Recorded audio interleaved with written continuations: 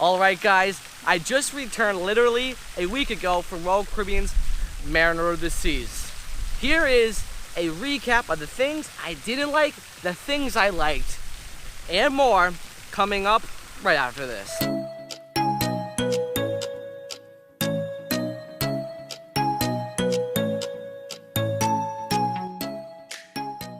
Hello everyone and welcome back to the last video in season number 1 of the show. This is a very sad video, and this one we're reviewing the Mariner of the Seas cruise vlogs. I guess we're going through everything about the Mariner of the Seas cruise, and also in this video we are doing a recap of this whole season of the show, the final season. Very sad, but without further ado, let's get into the review of our Mariner of the Seas cruise. So in this video, we're basically going to break the cruise up into 6 categories: your food, the entertainment / activities on board, the ports of call, the excursions at the port of call, and Coco Cay, and the overall cruise experience. So again, hopefully, before I go any further, here's a disclaimer. These opinions are of my own. It does not reflect Royal Caribbean International and any affiliated companies. Okay, so let's dive into the first category, which is the overall ports of call. So on this cruise, we did have 3 ports of call if you do include Port Canaveral. So we're actually going to start off there in Port Canaveral. So in Port Canaveral, the embarkation was seamless. That's where we're going to start off with the embarkation. Now, Port Canaveral is one of my favorite cruise ports for the simple fact that it's just the terminal. It's so designed so well. You can get on the ship in less than 15 minutes if they have it open. But when we arrived to the terminal, we were at approximately 9:45, so we did have an hour to wait until they let us on the ship. Now, my friends, there was definitely no line to just walk. We walked right in. They checked us in. Check-in took a little longer because we did have little mishaps. They messed something up in our online check-in, so we had to fix that. But other than that, super fast check-in. We sat down and we had to wait for our names to be called. That happened at approximately 10:30. So the way Royal Caribbean does it is they board the suites first, and then they board Key and Diamond Plus together. Now in Port Canaveral, the Key does have their own gangway for bigger ships. I didn't really see this on when we were on Mariner, but Harmony I did see that. So that basically got us for our port of call in Canaveral. So our first true port of call was Coco Cay. Now we arrived at approximately 6 o'clock in the morning, but we got off the ship at approximately 12 o'clock to go to the Snack Shack. Now the nice thing about Coco Cay has to be the pier. This pier is absolutely phenomenal. Nice thing about Coco Cay is they have these trams where you just walk off the ship. There's a tram there. Anyone can use them. Hop on the trams. They take you all the way down the pier to the tram stop, which is next to the Thrill Water Park, and you go there, and then you can wait for the island tram, which will take you all around the island. Now luckily we were able to time it just right where the island tram was sitting there waiting for us. Just having trams there makes everything so seamless. It's phenomenal. Shopping. Now this is something I'm going to leave here because it's not an excursion. What's up with the island? The shops, guys, they're a little expensive, so be prepared to shell off your good $30 for a t-shirt. Now, in other things, we can kind of get into the port of call is the excursion. So this is probably the only true excursion we did on the cruise was the zip line. Now, my friends, if I have to rate it, I would give it a whopping 4 out of 5. Now, this excursion takes approximately 45 minutes to do the whole thing. You do have to climb up approximately 3 towers to ride the zip line, but overall, as I said, a 4 out of 5 for an excursion. I would do it again if the price was again below $70.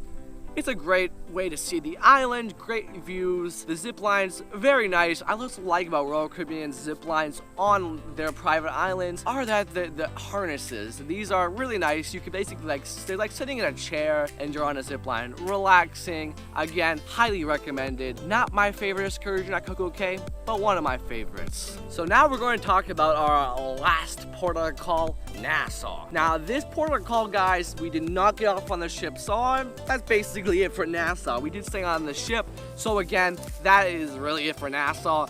Now we're going to be going into the food on this cruise, which includes food on the ship, food at Coco Cay, and more. So the food on the ship, guys, was actually very good. I'm not going to go into the food in depth. I'm just going to go through each venue and just give it a rating. So, Windjammer, this cruise, a 4 out of 5. Okay, so then the next part is the MDR, the main dining room. I would give that a 5 out of 5. Now that, guys, is really it for all the food I had on the ship. Now we're going to go to Coco Cay because I did happen to try 2 venues of food at Coco Cay. So for the food at Coco Cay, I had to try the Snack Shack, and you guys know me. I absolutely love the Snack Shack, and guys, this cruise, it did not disappoint. I would, if I had to give it a rating, a 6 out of 5. Absolutely phenomenal.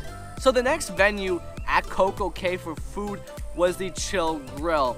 Now, my friends, I have not had the chance to go experience the full food there, but I did happen to have the ice cream, and that ice cream was actually really good. It surprised me because usually the ice cream on this ship is all frozen, but no, my friends, this ice cream was like the ice cream you'll get at your local soft serve ice cream place. It was creamy, it was good.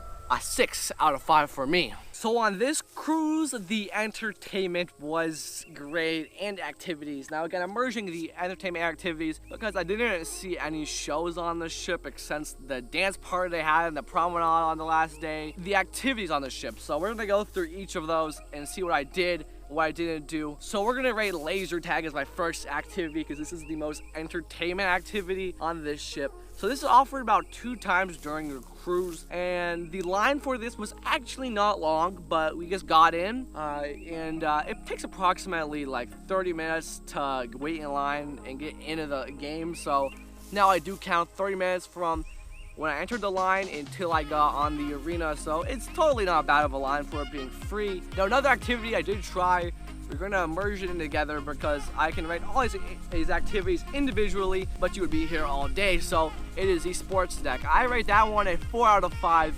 So lastly, we're gonna get into our final category, which is my overall thoughts on this cruise. Now, this cruise was fantastic. Probably one of my favorite cruises. Overall, the weather was unbelievable, guys, and the staff, the ship's shape, the room was awesome. I know I'm not getting really into this on that video, but if you guys do want to go see a cabin tour, make sure you go to the Mariner of the Seas cruise vlog, the first one, because that is a great cabin tour video. But yeah, that basically wraps us up for this Mariner of the Seas review and the last video on season number 2. Guys, if you dig the vibes, please subscribe, and if you guys care, again, please share. But guys, the music's starting to build up. Here it goes. This is the final recap of this whole season in season number 1. Make sure you guys stay tuned.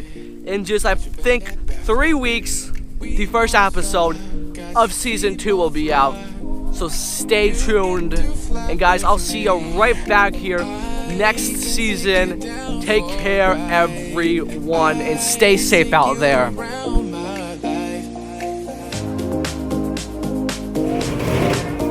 We're on board! It is now time to sail away.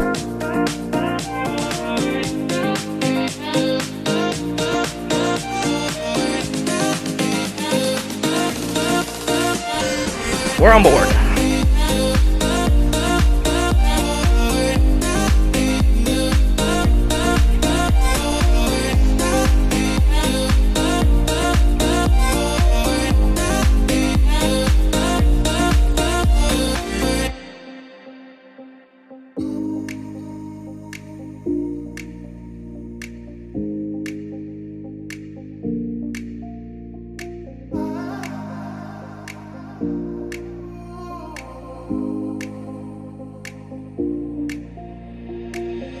Jaywalking, crosswalking, lip locking with you. I know it, you know it, we make it. Jaywalking, crosswalking, lip locking with you. I know it, you know it, we make it.